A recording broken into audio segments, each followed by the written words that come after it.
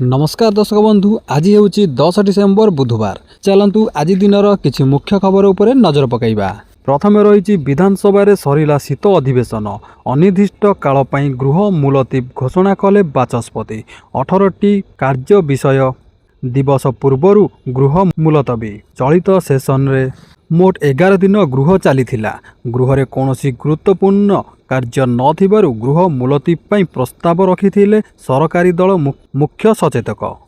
परवर्ती खबर बढ़िला मंत्री विधायकों दरमा। विधानसभा अधिवेशनर शेष दिन में दरमा भत्ता बिल पास होईचे। बढ़िला बाचस्पति, उपबाचस्पति, मुख्यमंत्री, उपमुख्यमंत्री, मंत्री विधायकों दरमा। पूर्वतन विधायकों भत्ता भी वृद्धि करा जाइथिबा बिल पास करा जाइचे। परवर्ती खबर बाचस्पति दरमा 40,500 बदल में 98,000 वृद्धि पाइछे। से भली बैठक बाबदकू भत्ता 800 टंका बदल में 2,000 टंका पाइबे। कार भत्ता मासिक 17,000 बदल में 89,000 पाइबे। से भली व्यक्तिगत व्यय भत्ता 40,000 टंका बदल में 1,81,000 टंका पाइबे। बासगृह भत्ता दैनिक 1,000 टंका बदल में 2,000 टंका पाइबे। परवर्ती खबर उपबाचस्पति मध्य बढ़िला दरमा। उपबाचस्पति मासिक दरमा 38,000 बदल में 94,000 पाइबे। बैठक भत्ता 800 टंका बदल में 2,000 टंका पाइबे। कार भत्ता 17,000 बदल में 85,000 टंका पाइबे। व्यक्तिगत भत्ता 40,000 बदल में 1,77,000 टंका पाइबे। बासगृह भत्ता बाबदकू पूर्वर किछि टंका मिलू नथिबा बेले एणिकी दैनिक 2,000 टंका पाइबे। परवर्ती खबर विधायक मानकर मध्य बढ़िला दरमा। पूर्वर विधायक माने 35,000 टंका पाउथिले, एबे तांकू दरमा बाबदकू 96,000 टंका मिलिबो। निर्वाचन मंडली और लोकसेवा भवन गस्त खर्च बाबदकू 20,000 बदल में 75,000 टंका मिलिबो। सेही भली एमएलए कमिटी बैठक भत्ता 1,500 टंका बदल में 3,000 टंका मिलिबो। राज्य बाहर बैठक पई दैनिक 2,000 बदल में 10,000 टंका मिलिबो। राज्य भितर कार यात्रा पई किलोमीटर पिछा 25 टंका बदल में 35 टंका मिलिबो। मासिक जानवाहन भत्ता 15,000 बदल में 50,000 टंका मिलिबो। सेही भली मासकू पुस्तक किनिबा पई 2,000 बदल में 10,000 टंका मिलिबो। बिजुली बिल पई 5,000 बदल में 20,000 टंका मिलिबो। चिकित्सा खर्च 5,000 टंका बदल में एबे 35,000 टंका मिलिबो। सेही भली क्वार्टर मिली नथिबा विधायकों रहणी पई दिनकू 1,000 टंका बदल में मिलिबो 2,000 टंका। गाड़ी किनिबा पई 5 लाख टंका बदल में एबे 10 लाख टंका मिलिबो। परवर्ती खबर पूर्वतन विधायक जेउ माने थरुटिए विधायक होइतिबे सेमानंकू पेंशन बाबदकू मासकू 30,000 मिलुथिबा बेले वर्तमान 80,000 टंका पाइबे। जेउ माने अधिक थर विधायक भावे निर्वाचित होइथिले सेमानंकू अतिरिक्त 3,000 टंका मिलिबो। सेही भली पूर्वतन विधायक मानक गस्त खर्च बाबदकू 12,000 टंका मिलिबो। पूर्वतन विधायकों चिकित्सा खर्च 2,000 टंका बदल में मिलिबो 25,000 टंका। सेही भली विधानसभा रे उपस्थित होइथिबा एही बिल अनुଯାयी कौनसी विधायकों मृत्यु हेले तांको परिवार को 25 लाख टंकार सहायता राशि जोगाई देबे सरकार। परवर्ती खबर विधानसभा आगरे आंदोलन करुछंती पाचिका संघ। 7 दफा दाबी नहीं लोयर पीएमजी रे आंदोलन करुछंती निखिल उत्कल पाचिका संघ। आज तृतीय दिन में पहुंची आंदोलन। दैनिक मजूरी 462 टंका सह परिचय पत्र एवं नियमित करिबा दाबी रे आंदोलन को ओह्लाइछंती पाचिका। किंतु अन्य पटरे विद्यालय और गणशिक्षा मंत्री नित्यानंद गंड कले बड़ घोषणा। से कहिचंती पूर्वरु पाचिकांक दरमा 2,000 टंका थिला, बीजेपी सरकार 1,000 टंका वृद्धि करी 3,000 टंका कला। से माने आउ आंदोलन को आसीबार आवश्यकता नहीं। सबुबले आंदोलन रे बसिले सरकारी कार्य बाधाप्राप्त हेबो बोली मंत्री कहिचंती। परवर्ती खबर सरिला शीत अधिवेशन। तेबे विधानसभा शीतकालीन अधिवेशन काली समाप्त होईची। मोट 29टी कार्य दिवसरु 11 दिन चलिला विधानसभा। 17,440 कोटी टंकार अतिरिक्त व्यय मंजूरी बिल पारित होईची। आउ कोनोसी सरकारी कार्यक्रम नथिबारु गृह को अनिर्दिष्ट काल पई मुलतवी करिबाकू सरकारी दल मुख्य सचेतक सरोज प्रधान आनिथिले प्रस्ताव। ଓଡ଼ିଶା ସାରା ରାଜ୍ୟରେ ଜାରି ରହିଛି ଶୀତଲହରୀ। ଅଭ୍ୟନ୍ତରୀଣ ଓ ଦକ୍ଷିଣ ଓଡ଼ିଶାରେ ପ୍ରବଳ ଜାଡ଼ ଅନୁଭୂତ ହେଉଛି। ଆସନ୍ତା ସପ୍ତାହ ଯାଏ ରାଜ୍ୟରେ ରାତିର ତାପମାତ୍ରାରେ ବିଶେଷ ପରିବର୍ତ୍ତନର ସମ୍ଭାବନା ନାହିଁ। ଗତ 24 ଘଣ୍ଟାରେ ସବୁଠୁ ଥଣ୍ଡା ଜିଲ୍ଲା ଉଦୟଗିରି। ସେଠାରେ ସର୍ବନିମ୍ନ ତାପମାତ୍ରା 5.6 ଡିଗ୍ରୀ ସେଲସିୟସ୍ ରେକର୍ଡ ହୋଇଥିଲା। ସେହିପରି ଶିମିଳିଗୁଡ଼ାରେ 7.5, ଦାରିଙ୍ଗିବାଡ଼ିରେ 8, ରାଉରକେଲାରେ 8.1, ଫୁଲବାଣୀରେ 8.5 ଓ ଝାରସୁଗୁଡ଼ାରେ ସର୍ବନିମ୍ନ ତାପମାତ୍ରା ରହିଥିଲା 8.6 ଡିଗ୍ରୀ ସେଲସିୟସ୍। ସେହିପରି ସକାଳୁ ସକାଳୁ ଘନ କୁହୁଡ଼ି ଯୋଗୁଁ କିଛି ସ୍ଥାନରେ ଯାତାୟାତ ବାଧାପ୍ରାପ୍ତ ବି ହୋଇଛି। ଆସନ୍ତା 2 ଦିନ ଘନ କୁହୁଡ଼ି ପାଇଁ ସୁନ୍ଦରଗଡ଼, କଳାହାଣ୍ଡି, କନ୍ଧମାଳ, କୋରାପୁଟ, ସୋନପୁର ଓ ବଲାଙ୍ଗୀରକୁ ସତର୍କ ସୂଚନା ଜାରି ହୋଇଛି।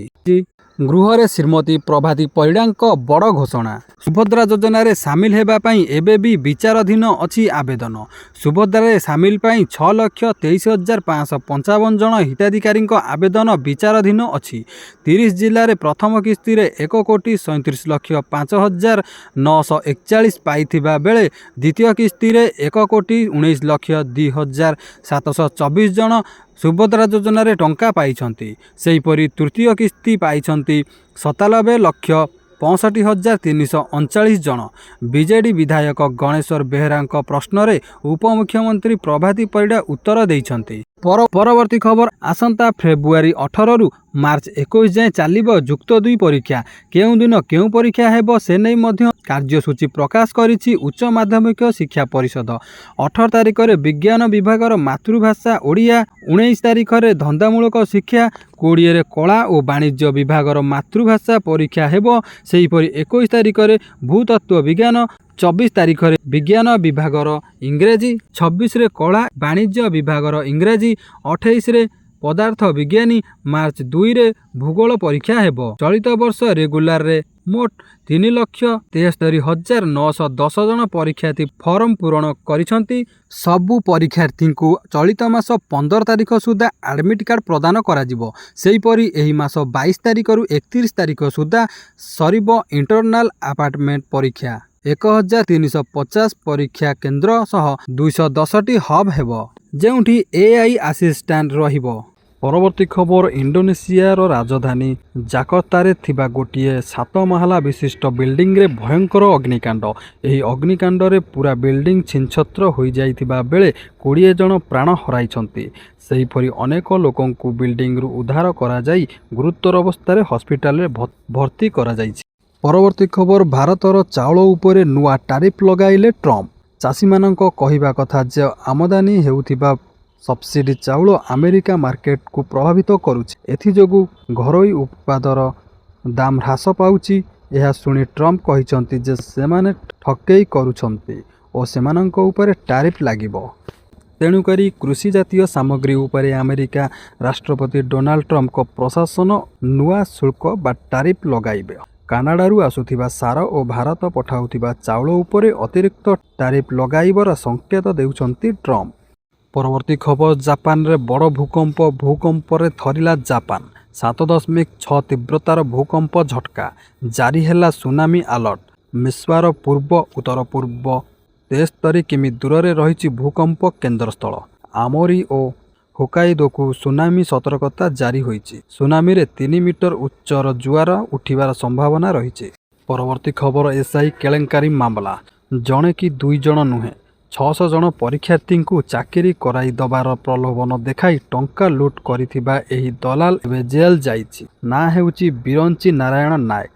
CBI ପଞ୍ଜାରେ ପଡ଼ିବା ପରେ 4 ଦିନିଆ ରିମାଣ୍ଡରେ ରଖି ଦିନ ରାତି ଘାଣ୍ଟିଛି CBI। ରିମାଣ୍ଡ ବେଳେ ବିରଞ୍ଚି CBIକୁ କହିଛି ଦୀଘା ମଡ୍ୟୁଲ ସମ୍ଭାଳୁଥିବା ଏହି ଦଲାଲ ବିହାରରୁ ନୀତିଶ କୁମାର ନାମକ ଜଣେ ବ୍ୟକ୍ତିକୁ କୋଚିଂ, ଟ୍ରେନିଂ ଓ ପ୍ରଶ୍ନପତ୍ର ସମ୍ବନ୍ଧିତ କାର୍ଯ୍ୟ ପାଇଁ ଡାକିଥିଲା।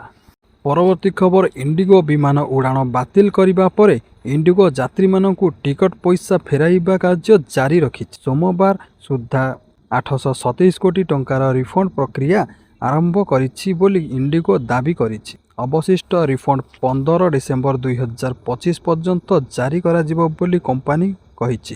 ଅବ୍ୟବସ୍ଥା ପରେ ଟଙ୍କା ଓ ବ୍ୟାଗ୍ ଫେରାଇବା ନେଇ ଗ୍ରାହକମାନେ ତୀବ୍ର ବିରୋଧ କରିବା ପରେ ହିଁ ଇଣ୍ଡିଗୋ ପକ୍ଷରୁ ଏଭଳି ପ୍ରତିକ୍ରିୟା ଆସିଛି। ପରବର୍ତ୍ତୀ ଖବର ବଲିଉଡ୍ ଫିଲ୍ମ ନିର୍ମାତା ବିକ୍ରମ ଭଟ୍ଟ ଗିରଫ। 30 କୋଟି ଟଙ୍କାର ଠକେଇ ମାମଲାରେ ରାଜସ୍ଥାନ ପୋଲିସ ବିକ୍ରମ ଭଟ୍ଟ ଏବଂ ତାଙ୍କ ପତ୍ନୀଙ୍କୁ ଗିରଫ କରିଛି। ଉଦୟପୁର ଜଣେ ଡାକ୍ତରଙ୍କ ଅଭିଯୋଗ ପରେ ଉଭୟ ଦମ୍ପତିଙ୍କୁ ଗିରଫ କରାଯାଇଛି। ପରବର୍ତ୍ତୀ ଖବର ପ୍ରଧାନମନ୍ତ୍ରୀ କଲେ ନୂଆ ଯୋଜନା, ଦେବାକୁ ପଡ଼ିବନି ବିଦ୍ୟୁତ ବିଲ୍। ଗରିବ ଲୋକେ ହେବେ ଖୁସି, ଦେବାକୁ ପଡ଼ିବନି ବିଦ୍ୟୁତ ବିଲ୍। ପ୍ରଧାନମନ୍ତ୍ରୀ ଲୋକମାନଙ୍କୁ ସୌର ଛାତ ପ୍ଲାଣ୍ଟ ସ୍ଥାପନ ପାଇଁ ଏକ ବମ୍ପର ସବସିଡି ଦେବେ, ଯାହା ପ୍ରତି ମାସରେ 150 ୟୁନିଟ୍ ପର୍ଯ୍ୟନ୍ତ ମାଗଣା ବିଦ୍ୟୁତ ମଧ୍ୟ ଯୋଗାଇ ଦିଆଯିବ।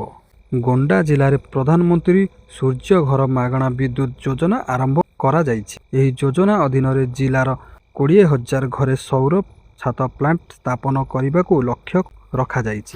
ଏହି ଯୋଜନାର ଲକ୍ଷ୍ୟ ହେଉଛି ଲୋକଙ୍କୁ ସୁଲଭ ମୂଲ୍ୟରେ ବିଦ୍ୟୁତ ଯୋଗାଇବା, ଯାହାଦ୍ୱାରା ବିଦ୍ୟୁତ ବିଲ୍ ସମସ୍ୟା ହ୍ରାସ କରାଯାଇପାରିବ। ପରବର୍ତ୍ତୀ ଖବର ଅଙ୍ଗନବାଡ଼ି କେନ୍ଦ୍ରକୁ ନେଇ ଆସିଲା ବଡ଼ ଖବର। ଡିସେମ୍ବର 1 ସୁଦ୍ଧା ସବୁ କାମ ସାରିବା ପାଇଁ ଦିଆଗଲା ନିର୍ଦ୍ଦେଶ। ଅଙ୍ଗନବାଡ଼ି କେନ୍ଦ୍ର ତୁରନ୍ତ ସାରିବାକୁ ସମସ୍ତ ଜିଲ୍ଲାପାଳଙ୍କୁ ସରକାରଙ୍କ ଚିଠି। ରାଜ୍ୟରେ ଅଧପାନ୍ତରିଆ ହୋଇ ପଡ଼ି ରହିଛି 532ଟି ଅଙ୍ଗନବାଡ଼ି କେନ୍ଦ୍ର। ଅକ୍ଟୋବର 15 ସୁଦ୍ଧା 1993 ଅଙ୍ଗନବାଡ଼ି କେନ୍ଦ୍ର ନିର୍ମାଣ ସାରିବାକୁ ନିର୍ଦ୍ଦେଶ ଦିଆଗଲା। ତେଣୁ ସେଥିମଧ୍ୟରୁ 1461ଟି କେନ୍ଦ୍ରର ନିର୍ମାଣ କାମ ସରିଛି। ଅଧାପାନ୍ତରିଆ ହୋଇ ରହିଥିବା 532ଟି ଅଙ୍ଗନବାଡ଼ି କେନ୍ଦ୍ର ଡିସେମ୍ବର 10 ତାରିଖ ସୁଦ୍ଧା ସାରିବାକୁ ଜିଲ୍ଲାପାଳଙ୍କୁ ନିର୍ଦ୍ଦେଶ ଦିଆଯାଇଛି। ପରବର୍ତ୍ତୀ ଖବର ଭୂମିହୀନମାନଙ୍କ ପାଇଁ ଆସିଲା ବଡ଼ ଖବର। ଭୂମିହୀନଙ୍କୁ ତୁରନ୍ତ ଘର ଦିଅ। ଯୋଗ୍ୟ ଭୂମିହୀନ ପରିବାରଙ୍କୁ ତୁରନ୍ତ ଘର ବଣ୍ଟନ ପାଇଁ ନିର୍ଦ୍ଦେଶ। ଜିଲ୍ଲାପାଳଙ୍କୁ ରାଜ୍ୟ ପଞ୍ଚାୟତିରାଜ ବିଭାଗର କଡ଼ା ନିର୍ଦ୍ଦେଶନାମା। ଭୂମିହୀନଙ୍କୁ ପକ୍କା ଘର ଦେବାରେ ବିଳମ୍ବକୁ ବରଦାସ୍ତ କରାଯିବ ନାହିଁ। ହିତାଧିକାରୀଙ୍କୁ ଘର ଯୋଗାଇ ଦେବାକୁ ପଞ୍ଚାୟତିରାଜ ବିଭାଗର ଚିଠି। ଭୂମିହୀନ ସମସ୍ୟାର ସମାଧାନ ପାଇଁ ପ୍ରତି ମାସର ପ୍ରଥମ ଶନିବାରର ବୈଠକ। ବିଡିଓ ଓ ତହସିଲଦାର ମିଳିତ ବୈଠକ କରିବାକୁ କଡ଼ା ନିର୍ଦ୍ଦେଶନାମା। PMAYGରେ କେନ୍ଦ୍ରାପଡ଼ାର 271 ଭୂମିହୀନଙ୍କୁ ଏପର୍ଯ୍ୟନ୍ତ ମିଳିନାହିଁ ଘର। 37,89,234 ପରିବାର କଚ୍ଚା ଘରେ ରହୁଛନ୍ତି। ଏବେ 2,01,011 ପରିବାର ଭୂମିହୀନ ଅଛନ୍ତି। ତେଣୁକରି ଭୂମିହୀନ ପରିବାରଙ୍କୁ ତୁରନ୍ତ ଘର ଯୋଗାଇ ଦେବାକୁ ସରକାରଙ୍କର ବଡ଼ ଘୋଷଣା। ପରବର୍ତ୍ତୀ ଖବର ଆରମ୍ଭ ହେଲା ମୁଖ୍ୟମନ୍ତ୍ରୀ କନ୍ୟା ବିବାହ ଯୋଜନା। କନ୍ୟା ବିବାହ ପାଇଁ ସରକାର ଦେବେ 51,000 ଟଙ୍କା। କନ୍ୟାଙ୍କ ଆକାଉଣ୍ଟକୁ ଯିବ 35,000 ଟଙ୍କା। ବିବାହ କାର୍ଯ୍ୟ ପାଇଁ ମିଳିବ 6,000 ଟଙ୍କା। 10,000 ଟଙ୍କା ଉପହାର ଦେବେ ସରକାର। ଉପହାରରେ ମିଳିବ ପାଉଁଜି, ଚୁଡ଼ି, ଖୁଣ୍ଟିଆ, ବାସନ। ଏଥିପାଇଁ ସ୍ୱତନ୍ତ୍ର ଗାଇଡ଼ଲାଇନ୍ ରଖିଛନ୍ତି ସରକାର। ଝିଅର ବୟସ ସର୍ବନିମ୍ନ 18 ବର୍ଷ ହୋଇଥିବା ଆବଶ୍ୟକ। ପ୍ରଥମ ଥର ବିବାହ କରୁଥିବା ଯୁବତୀଙ୍କୁ ଏହି ସୁବିଧା ମିଳିବ। ବରକନ୍ୟା ଉଭୟ ଓଡ଼ିଶାର ହୋଇଥିବା ଦରକାର। ଯେଉଁମାନେ ଗରିବ ସେହିମାନେ ଏହାର ଲାଭ ପାଇପାରିବେ। ବିଧବା ମହିଳା ମଧ୍ୟ ଆଉଥରେ ବିବାହ କଲେ ସେମାନେ ମଧ୍ୟ ଏହାର ଲାଭ ପାଇପାରିବେ। ପରବର୍ତ୍ତୀ ଖବର ଚଳିତ ବର୍ଷ ମାଟ୍ରିକ ପରୀକ୍ଷା ପାଇଁ ଆସିଲା ନୂଆ ଗାଇଡ଼ଲାଇନ୍। ମାଟ୍ରିକ ପ୍ରଶ୍ନପତ୍ରରେ 2ଟି ସିକ୍ୟୁରିଟି କୋଡ୍ ରହିବ। ଏଥର ମାଟ୍ରିକ ପରୀକ୍ଷାରେ ନୂଆ ବ୍ୟବସ୍ଥା। ପ୍ରତି ପ୍ରଶ୍ନପତ୍ରରେ ରହିବ 2ଟି ସିକ୍ୟୁରିଟି କୋଡ୍। ଏହାଦ୍ୱାରା ପ୍ରଶ୍ନପତ୍ରର କୌଣସି ଅଂଶ ଭାଇରାଲ ହେଲେ ଧରାପଡ଼ିବ। 20ଟି ଥାନାରେ ରହିଛି ନୋଡାଲ ସେଣ୍ଟର। ସମସ୍ତ ସମ୍ବେଦନଶୀଳ ପରୀକ୍ଷା କେନ୍ଦ୍ରରେ CCTV ବ୍ୟବସ୍ଥା। କ୍ଲୋଜ୍ କଣ୍ଟେନରରେ ପଠାଯିବ ପ୍ରଶ୍ନପତ୍ର। ପ୍ରତି ପ୍ରଶ୍ନପତ୍ର ଗାଡ଼ିରେ ରହିବ ପୁଲିସ ବ୍ୟବସ୍ଥା। ମାଧ୍ୟମିକ ଶିକ୍ଷା ପରିଷଦ ସଭାପତି ଶ୍ରୀକାନ୍ତ ତରାଇଙ୍କ ବଡ଼ ସୂଚନା। ପରବର୍ତ୍ତୀ ଖବର ରାସନ କାର୍ଡକୁ ନେଇ ବଡ଼ ଘୋଷଣା। ଖାଦ୍ୟ ଓ ଯୋଗାଣ ମନ୍ତ୍ରୀ କୃଷ୍ଣ ପାତ୍ରଙ୍କର ବଡ଼ ଘୋଷଣା। 8,16,000 ରାସନ କାର୍ଡ କଟିଛି। 96% eKYC ସରିଛି। 8 ଲକ୍ଷରୁ ଊର୍ଦ୍ଧ୍ୱଙ୍କ ରାସନ କାର୍ଡ କଟିଛି। ସୂଚନା ଦେଲେ ଖାଦ୍ୟ ଯୋଗାଣ ମନ୍ତ୍ରୀ କୃଷ୍ଣ ପାତ୍ର। ଗତ 15 ମାସ ସରକାରରେ eKYC ଲାଗୁ କରିଥିଲେ। 96% eKYC କରିଛନ୍ତି। କେବଳ 4% eKYC କରିନାହାନ୍ତି। 6,95,530 ଜଣ ମୃତ। 8 ଲକ୍ଷରୁ ଊର୍ଦ୍ଧ୍ୱଙ୍କ ରାସନ କାର୍ଡ କାଟି ଦିଆଯାଇଛି। 75,030 ସରକାରୀ ଚାକିରିଆ। 45,496 IT ଦାତା କାର୍ଡ କଟିଛି। ଇନକମ୍ ଟ୍ୟାକ୍ସ ଦେଉଥିଲେ ସେମାନଙ୍କର ମଧ୍ୟ କାର୍ଡକୁ କାଟି ଦିଆଯାଇଛି। ସମୁଦାୟ 8,16,056 ଜଣଙ୍କ ରାସନ କାର୍ଡକୁ କାଟି ଦିଆଯାଇଛି। ଗରିବଙ୍କ ରାସନ କାର୍ଡ କଟା ଯାଇନାହିଁ। ପୋର୍ଟାଲରେ ଆବେଦନ କଲେ ଯାଞ୍ଚ ହେବ। ଗ୍ରାମାଞ୍ଚଳରେ 13,50,000 ଓ ସହରାଞ୍ଚଳରେ 1,50,000 ଜଣଙ୍କୁ କାର୍ଡ଼ ଦିଆଯିବ। ଏନେଇ ସୂଚନା ଦେଲେ ଖାଦ୍ୟ ଓ ଯୋଗାଣ ମନ୍ତ୍ରୀ କୃଷ୍ଣଚନ୍ଦ୍ର ପାତ୍ର। ଦର୍ଶକ ବନ୍ଧୁ, ଯଦି ଭିଡ଼ିଓଟି ଭଲ ଲାଗିଥାଏ ଲାଇକ୍ କରନ୍ତୁ, ସେୟାର କରନ୍ତୁ। ଯଦି ଚ୍ୟାନେଲକୁ ନୂଆ କରି ଆସିଛନ୍ତି ଚ୍ୟାନେଲକୁ ସବସ୍କ୍ରାଇବ୍ କରି ପାଖରେ ଥିବା ବେଲ୍ ଆଇକନ୍କୁ ପ୍ରେସ୍ କରନ୍ତୁ। ରହୁଛି ଜୟ ଜଗନ୍ନାଥ।